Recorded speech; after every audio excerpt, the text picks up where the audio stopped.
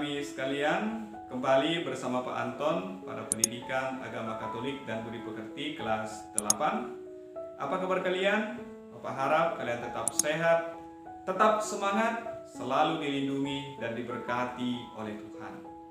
Hari ini kita akan memasuki materi kita yang terakhir dari bab kelima, yaitu mengikuti bimbingan Roh Kudus. Melalui pembelajaran ini nanti, anak didik kami diharapkan semakin memahami bentuk-bentuk bimbingan Roh Kudus. Lika-liku kehidupan dunia ini menyadarkan kita bahwa tidak ada kehidupan tanpa tantangan dan godaan. Tidak ada kehidupan berjalan mulus begitu saja.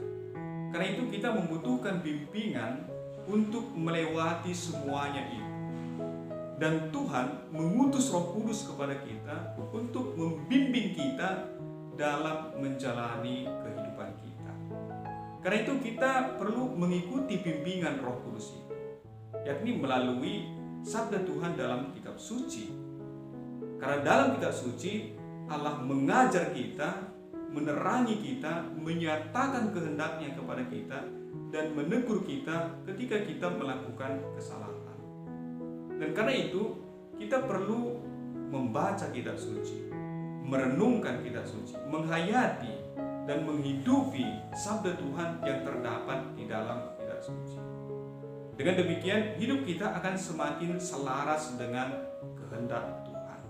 Nah, yang kedua, melalui gereja.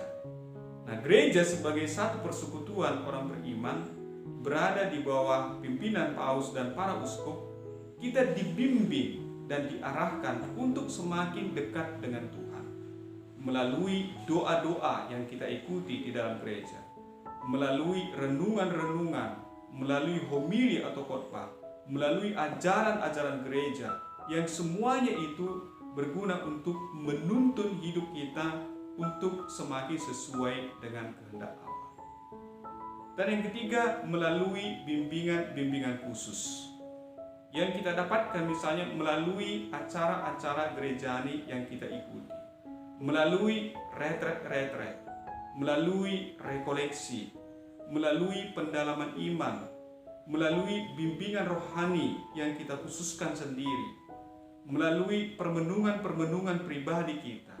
Semuanya itu berguna untuk menuntun kita kepada kehendak Allah dan menuntun kita untuk semakin dekat dengan Allah. Jadi kita perlu memahami bentuk-bentuk bimbingan Roh Kudus dalam kehidupan kita, agar kita menghayati hidup kita sebagai suatu persembahan kepada Tuhan dan menjalani kehidupan kita ini selaras dengan kehendak Tuhan. Tetapi kalau kita perhatikan dalam kenyataan bahwa banyak orang yang mengabaikan bimbingan dan bisikan Roh Kudus yang mendorong dia untuk mencari, menemukan, dan hidup menurut kehendak Tuhan. Sehingga orang tersebut jatuh ke dalam godaan, yakni mencari nilai yang tinggi dengan cara yang tidak baik, melakukan suatu perbuatan dengan mengharapkan pamrih atau imbalan. Artinya dia melakukan sesuatu itu bukan dengan niat yang tulus, apalagi didorong oleh Roh Kudus. Kemudian senang memikirkan jasa-jasa yang sudah diperbuatnya, lalu mencari-cari alasan untuk tidak menolong seseorang atau melakukan suatu perbuatan baik.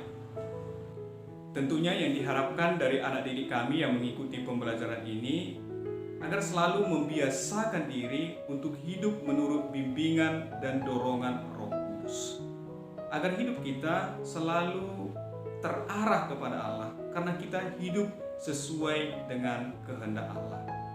Karena itu sebagai langkah terakhir pembelajaran kita pada hari ini, silakan kamu menuliskan doa mohon bimbingan Roh Kudus. Setelah itu nanti silakan kamu doakan. Demikian pembelajaran kita pada hari ini. Selamat mengerjakan untuk anak didik kami.